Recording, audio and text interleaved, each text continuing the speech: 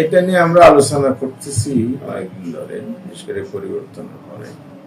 তো এটা আমাদের আগে লঘু হিসেবে ব্যবহৃত হয়েছে, এটা কোনো আনুষ্ঠানিক ডিক্লারেশন ছিল না, তো এটা আমাদের লঘু হিসেবে ব্যবহৃত হয়েছে। তো আমরা এটাকে একটু মডিফিকেশন আনছি, এখানে চেঞ্জ আনছি। বেসিক কনসেপ্ট যেগুলো আমরা দিয়েছি, আমরা লঘুর মধ্যে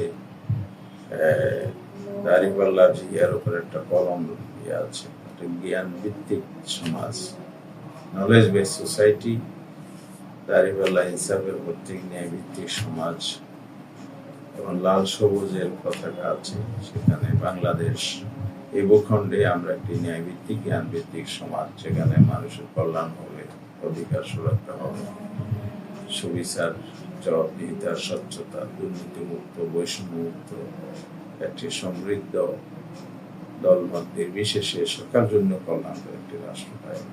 এই কনসেপ্টের ভিত্তিতে আমরা, যেটা আমাদের গঠনতন্ত্র আছে, আমাদের যে অবজেক্টিভ বলা হয়েছে সেখানে আমরা এটা উল্লেখ করছি, এটা রিফ্লেকশন এখানে আছে, এটাও আছে, সামগ্রিকভাবেও আছে, এখানে আদর্শের রিফ্লেকশন আছে, গণতান্ত্রিক আন্দোলনও আছে, বেসিক্যালি ইনসাফের, knowledge base society and justice base society, rule of justice কায়েমের জন্য মূলত সংগ্রামটা করেছি।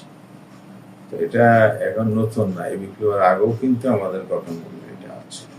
সুতরাং আগে পরে সব মিলিয়ে সামগ্রিকভাবে একটা নিউ ভিশনে আমরা যাচ্ছি।